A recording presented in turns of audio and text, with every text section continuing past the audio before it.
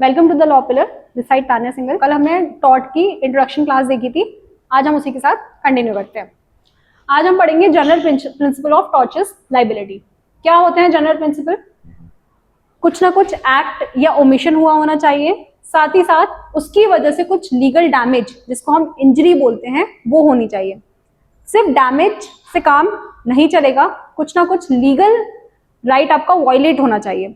बहुत सारी चीजें हैं, एक लाइफ, किसी के साथ भी लाइफ में हो सकती हैं, बट हर कोई जाके लॉ के साथ लॉ में क्लेम तो नहीं कर सकता कि मेरे को उसके लिए डैमेज चाहिए। डैमेज सिर्फ तब मिलेगा जब कोई लीगल राइट वायलेट हुआ होगा। तो इसी कंसेप्ट पे आते हैं हमारे पास दो प्रिंसिपल टॉर्ट में, जो कि बहुत इंपॉर्टेंट है। पहला इंजरिया साइने डैमनम एंड दूसरा डैमनम साइने इंजरिया। यहाँ पे हम समझते हैं कि ये क्या है, ये लैटिन टर्म्स हैं, इनका इंग्लिश में क्या मीनिंग है। इंजरिया से निकल के आया है इंजरी, साइने मतलब होता है विदाउट एंड डैमनम मतलब होता है डैमेज। ये क्या बोल रहा है कि आपको कोई लीगल इंजरी तो हुई है, इंजरी तो हुई है बट डैमेज नहीं हुआ। लीगल इंजरी हुई पर डैमेज नहीं हुआ। और दूसरी लैटिन टर्म क्या है? डैमनम साइने इंजरिया, मतलब कि डैमेज तो हुआ है, साइने मतलब विदाउट, बट इंजरी नहीं हुई। इस केस में इंजरी नहीं हुई बट डैमेज हुआ है, ऊपर वाले केस में इंजरी तो हुई है पर डैमेज नहीं हुआ है। अब आप लोग मुझे सोच के बताएंगे कि कौन से केस में लॉ जो है वो आपको रेमेडी देगा, कॉम्पनसेशन या डैमेजेस दिलवाएगा, जहां पे आपको लीगल इंजरी हुई है बट डैमेज नहीं हुआ, या फिर जहां पे डैमेज हुआ पर लीगल इंजरी नहीं हुई। साफ साफ समझ में आ रहा है, जब लॉ आपको कोई राइट देता है और वो वायलेट होता है तो वो लॉ ही है जो आपको रेमेडी प्रोवाइड करेगा। तो इंजरी मतलब यहाँ पे लीगल इंजरी से है कि लीगल इंजरी हुई है तो आपको कॉम्पनसेशन या रेमेडी मिलेगी। आपको डैमेज हुआ या नहीं हुआ उससे फर्क नहीं पड़ता। जबकि आपको अगर डैमेज हुआ है बट लॉफुली आपको कोई राइट वायलेट नहीं हुआ तो उस केस में कोई भी रेमेडी या कॉम्पनसेशन नहीं मिलेगा। अब इसको समझने के लिए हमारे पास कुछ केस लॉज हैं, हम उनको समझते हैं और साथ के साथ कोशिश करेंगे वो हमें यहाँ पे याद भी हो जाए। और फिर वही हमारा प्रीवियस कंसेप्ट यूज करेंगे कि हम पीवाईक्यू जरूर सॉल्व करेंगे ताकि हमारे कंसेप्ट और बेटर तरीके से क्लियर हो सके। तो देखते हैं हम इससे रिलेटेड कुछ केस लॉज। पहला केस जो बहुत इंपॉर्टेंट है वो है एशबे वर्सेस व्हाइटे का केस। एशबे वर्सेस व्हाइटे के केस में क्या हुआ था? प्लेंटिफ था, उसको वोटिंग करने से रोक दिया गया। कहीं पे वोटिंग हो रही थी और उसको वोटिंग करने से रोका गया। उसके दिमाग में एक पर्टिकुलर पार्टी थी जिसको उसको वोट करना था, बट उसको वोट नहीं करने दिया गया। फिर क्या हुआ? फिर इलेक्शन के रिजल्ट्स आए, उन रिजल्ट में वही पार्टी जीतती है जिसको प्लेंटिफ वोट देना चाहता था।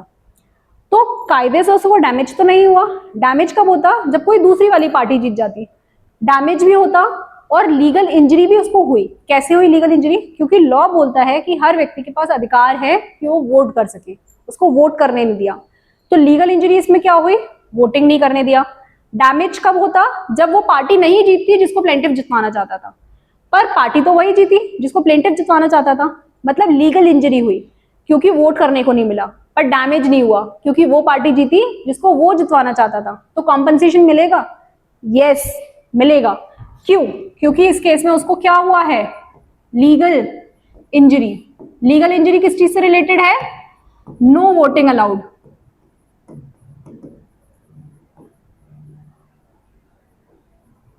वोटिंग अलाउ नहीं की इसलिए इंजरी हुई। लीगल डैमेज हुआ? कुछ डैमेज नहीं हुआ। क्यों नहीं हुआ? क्योंकि पार्टी वही जीती है जिसको प्लेंटिफ जितवाना चाहता था। तो this is the first case where it was decided that legal injury होने पे ही डैमेजेस या कॉम्पनसेशन मिलते हैं। डैमेज होने से हो या ना हो उससे फर्क नहीं पड़ता है। नेक्स्ट केस इसी से रिलेटेड हम देखते हैं, Bhim Singh versus state of Punjab. इसमें क्या हुआ था? इसमें जो एक एमएलए था जो कि इस केस में पिटिशनर भी बना, उनको रॉन्गफुली डिटेन किया गया। उन्होंने सुप्रीम कोर्ट में पिटीशन लगाई। सुप्रीम कोर्ट ने पिटीशन में डिसाइड किया कि हाँ उनको रॉन्गफुली डिटेन किया गया है, और जब तक वो पिटीशन डिसाइड हुई तब तक पिटिशनर को छोड़ा जा चुका था, रिलीज कर दिया गया था। बट कोर्ट ने बोला कि कॉम्पनसेशन तो उन्हें तब भी मिलेगा। क्यों? क्योंकि लीगल इंजरी उन्हें हुई है, उनको रॉन्गफुली डिटेन किया गया है। तो इस केस में लीगल इंजरी क्या हुई? इस केस में लीगल इंजरी हुई रॉन्गफुल डिटेनमेंट। लीगल इंजरी क्या थी इसमें? wrongfully detain, डैमेज हुआ पर उतना नहीं, जब तक उनको रिलीफ दिया गया तब तक तो उनको छोड़ा जा चुका था, तो डैमेज तब नहीं था जब उनको रिलीफ मिला, बट लीगल इंजरी हो गई इसलिए उनको कॉम्पनसेशन कोर्ट ने दिलवाए थे। Next case is Marzetti versus Williams. इस केस में क्या हुआ था, इस केस में कोर्ट ने एक बात बोली कि जो बैंक्स होते हैं वो अगर किसी के चेक को रॉन्गफुली डिसऑनर करते हैं तो उस केस में बैंक जो है वो अगर विदाउट प्रूफ के अगर किसी का चेक डिसऑनर करता है तो उस केस में बैंक को कॉम्पनसेशन देना होगा जिसका भी चेक डिसऑनर हुआ है। तो ये हमारे पास कुछ 3 केसेस थे जहां पे ये बोला गया था कि अगर लीगल इंजरी होती है, डैमेज हो या ना हो उससे फर्क नहीं पड़ता, अगर लीगल इंजरी हुई है तो कॉम्पनसेशन मिलेगा। तो ये हमारा पहला जो कंसेप्ट था, पहला कंसेप्ट क्या था हमारा, इंजरिया साइने डैमनम, यानी कि इंजरी विदाउट डैमेज, ये हमारा कंप्लीट होता है। अब देख लेते हैं कि वो कौन कौन से केसेस हैं जहां पे ये डिसाइड किया था कि अगर आपको डैमेज हो रहा है बट इंजरी नहीं हो रही है तो आपको कॉम्पनसेशन नहीं मिलेगा। तो पहला केस जो बहुत इंपॉर्टेंट है, बहुत बार पूछा गया है और पूछा जाएगा भी, वो है ग्लोसेस्टर ग्रामर स्कूल का केस। इस केस में क्या हुआ था, एक स्कूल मास्टर थे, बहुत अच्छा पढ़ाते थे, स्कूल में पढ़ा रहे थे। थोड़े टाइम पढ़ाने के बाद उन्होंने जस्ट जहाँ पे जिस स्कूल में वो पहले पढ़ा रहे थे उसके सामने एक अपना स्कूल खुद का खोल लिया और जो पुराने वाले स्कूल के स्टूडेंट्स थे वो दूसरे वाले स्कूल में शिफ्ट होने लगे जो उन स्कूल मास्टर ने खोला था। तो स्कूल वालों ने क्लेम किया क्योंकि इन्होंने पहले हमारे स्कूल में पढ़ाया और हमारे स्कूल के स्टूडेंट्स इनके स्कूल में शिफ्ट हुए, मतलब हमें डैमेज हुआ है इनकी वजह से। बट आप खुद सोचिए कि अगर मैंने अपना कोई दूसरा स्कूल खोल लिया, पहले मैं किसी और स्कूल में पढ़ाती थी और मैंने अब दूसरा स्कूल खोल लिया, इसमें किसी को डैमेज हो सकता है, बट ये मेरा भी तो राइट है कि मैं अपना खुद का कुछ बिजनेस करूं, खुद का कुछ प्रोफेशन, खुद का कोई अपना काम करूं। तो इसमें मैंने किसी के साथ कोई लीगल इंजरी तो नहीं की, किसी का लीगल राइट वायलेट नहीं हुआ है, हाँ उनको डैमेज हुआ है। तो इस केस में उन स्कूल को डैमेज हुआ था बट उनका कोई भी लीगल राइट वायलेट नहीं हुआ है। तो इस केस में डैमेज हुआ है बट लीगल राइट वायलेट नहीं हुआ है। तो डैमेज होने पे तो कॉम्पनसेशन मिलता ही नहीं है, मिलता कब है, जब आपका कोई लीगल राइट वायलेट होता है। ठीक है, अब आ जाता है हमारा next case which is mayor of Bradford corporation versus pickles. इस केस में भी कुछ इस तरीके का हुआ था, बट हमें याद रखना है कि इस केस में क्या अलग बोला था।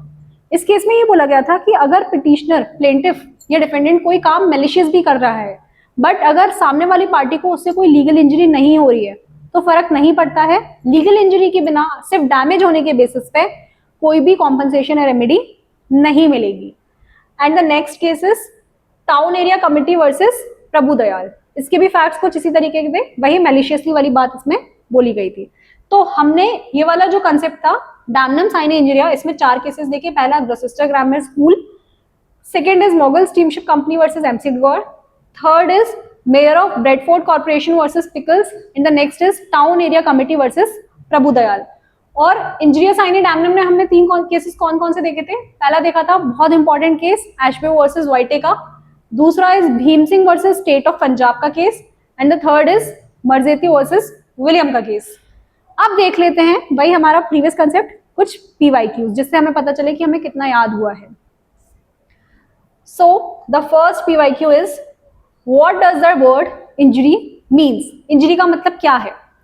Options, violation of legal right, violation of a fundamental right, violation of a private right, या फिर none of the above. Of course हम कितनी बार बात कर चुके हैं कि इंजरी मतलब कोई लीगल इंजरी होनी चाहिए, तो उसके लिए जरूरी है कि लीगल राइट वायलेट हुआ हो। तो आंसर क्या हो जाएगा? इंजरी का मतलब क्या है?